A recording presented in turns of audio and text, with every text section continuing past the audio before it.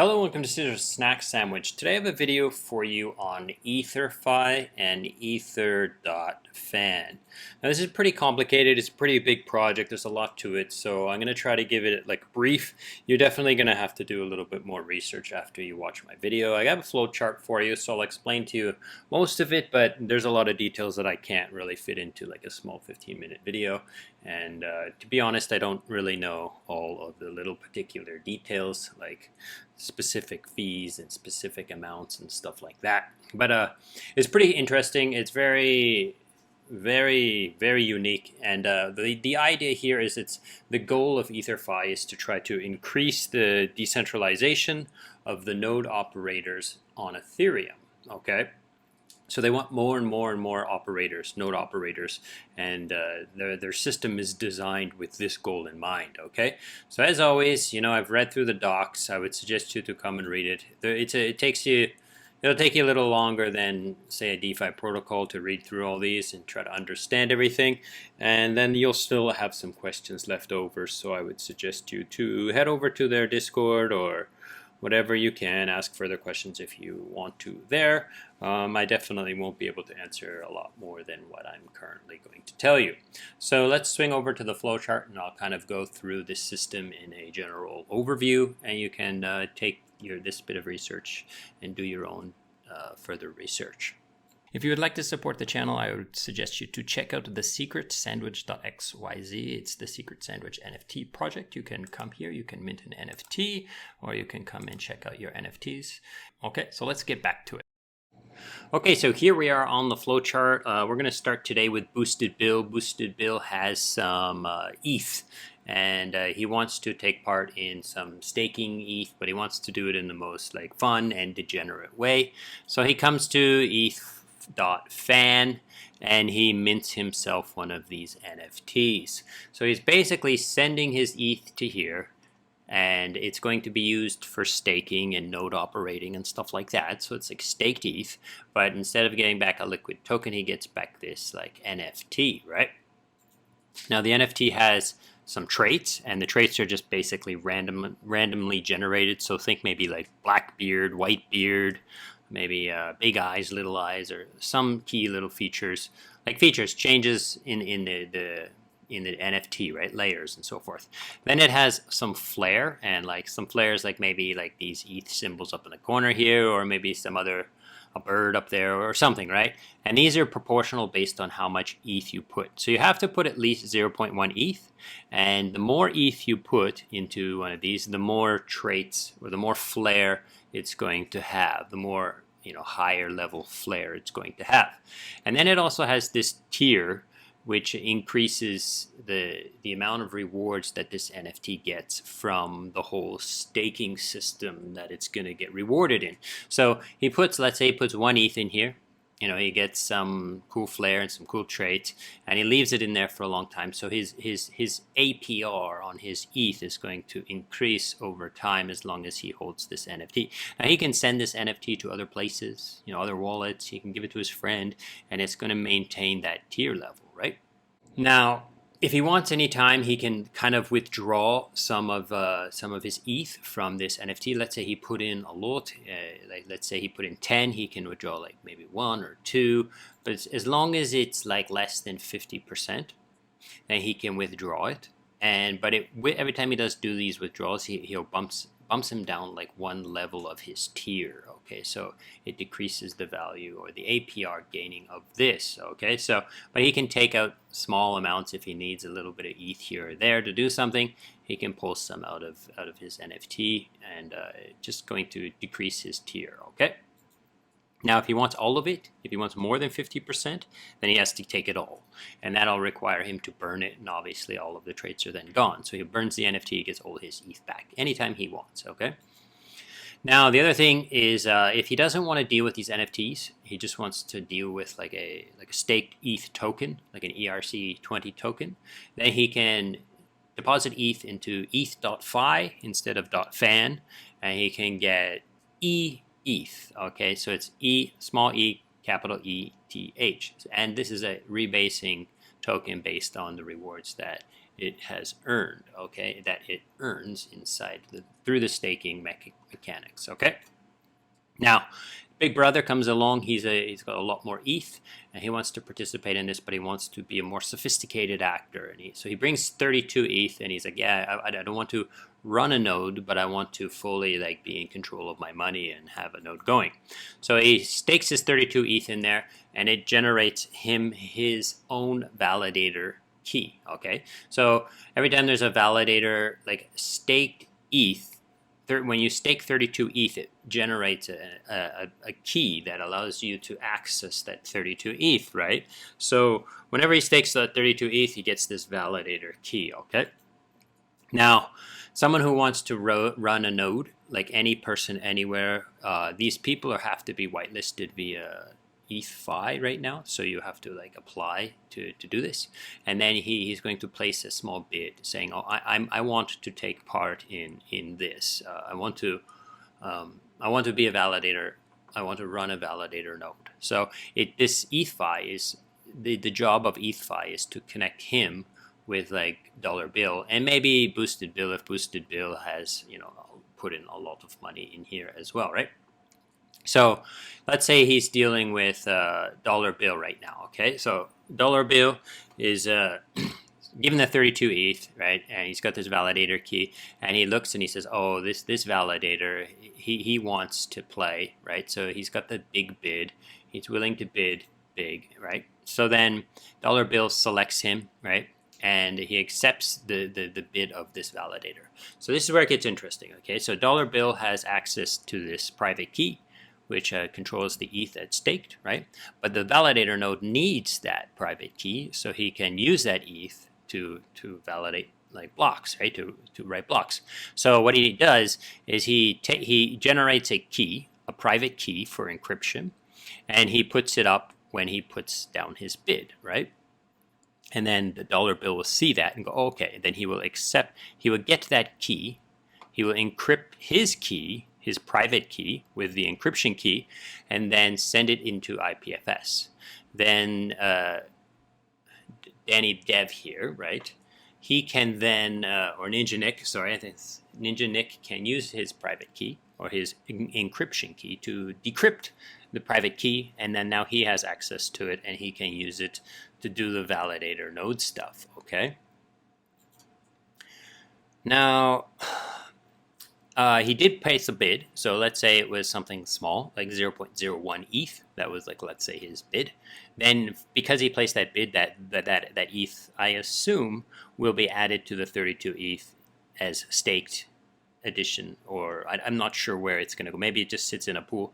It probably sits in a pool because it can only be 32 ETH that can be in the validator, right? So his ETH gets put in here, and he's minted some ETH, just like a Boosted Bill was over here. So his money does have to contribute to the system in some ways, right? Now, when he accepts this, like when this transaction is sent to the smart contract, that's like this whole deal has been accepted. He's got this private key, the encryption keys were used, and all of this is like done. Then there's an exception on this, like an accept function called on the smart contract that was holding that ETH, and everything's taken care of. And at that time, then there are some NFTs that are minted. Okay, there's two NFTs. There's a B NFT and a T NFT.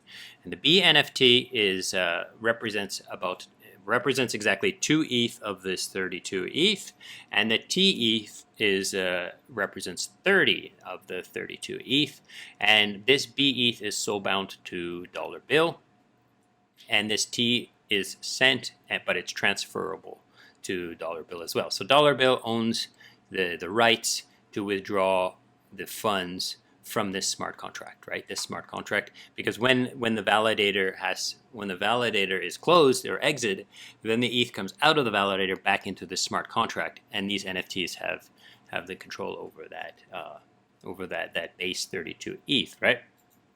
Now, if he wants, he can take that T ETH, because it's transferable, and he can just send it into the liquidity pool and mint ETH, because maybe he wants eETH because it's an ERC20 token. Maybe it has DeFi applications. Maybe he can provide liquidity. Maybe he can use it as collateral to borrow or something like that. And or maybe he just wants to rebase, right? So he can, at any time he wants, he can take that 30 ETH there and regain it back to eETH, right? Now remember, later he can do it. Okay.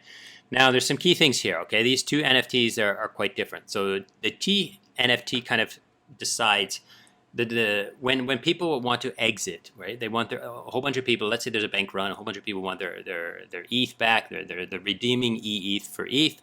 Then the oldest TETH is like triggered, and it says, hey, there's not enough ETH in here for everybody. So start closing some nodes, right?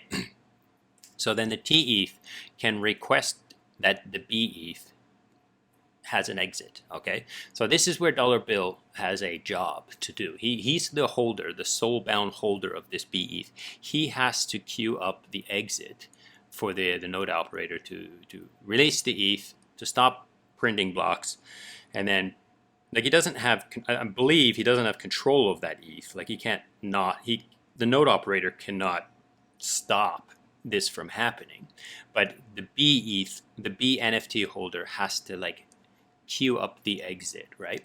So he queues up the exit, and then it starts going. So that's why this B NFT is soul bound and has a higher level of responsibility, right?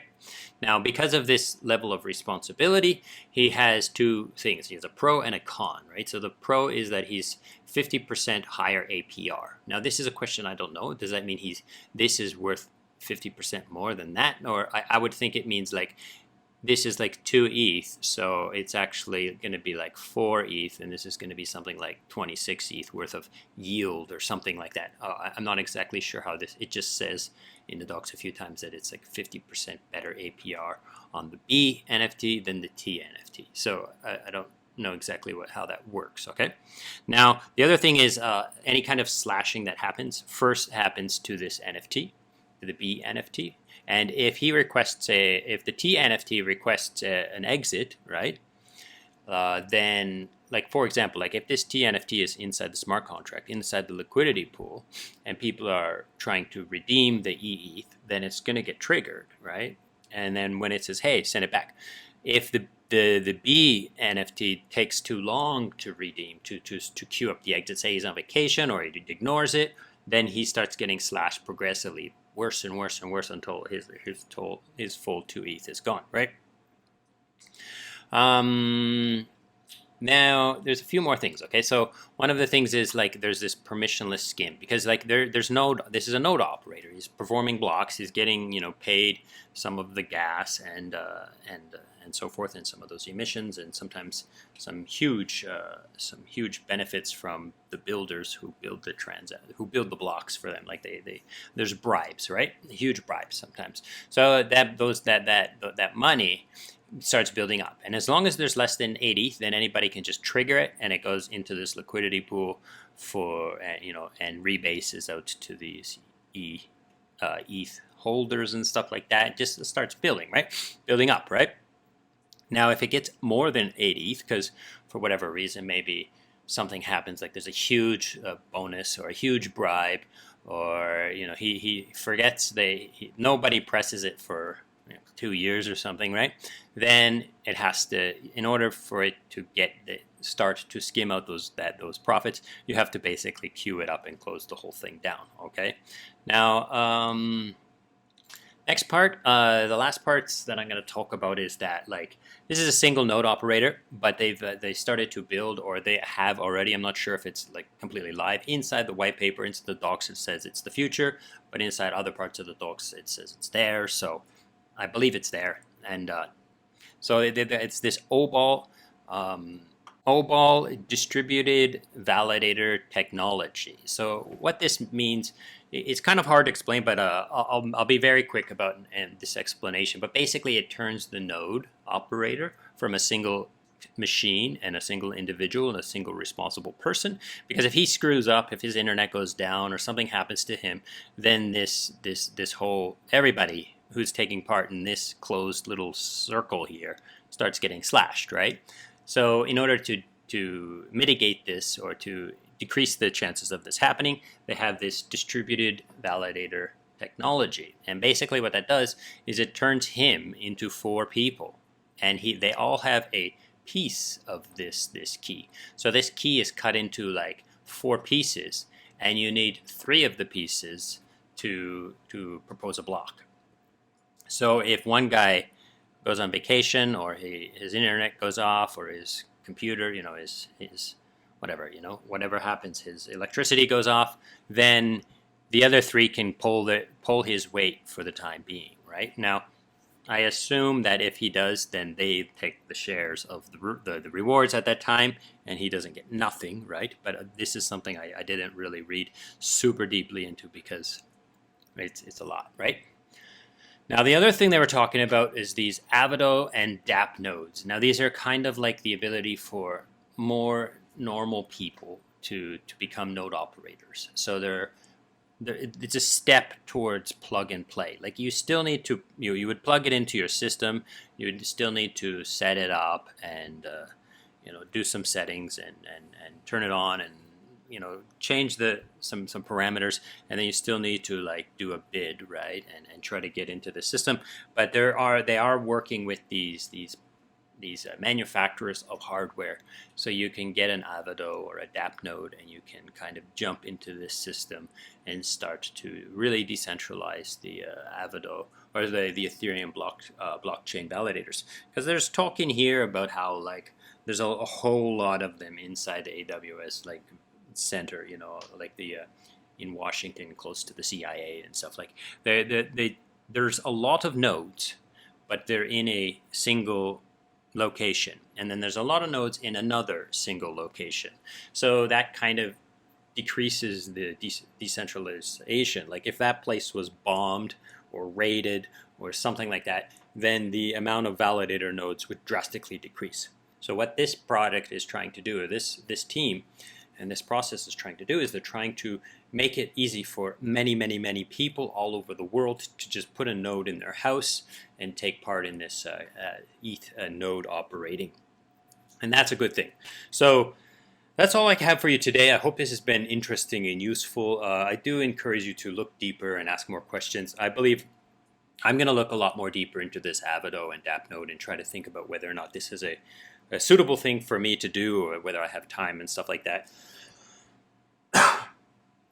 And I hope you found this to be useful, and I appreciate you watching, and thank you so much, and goodbye.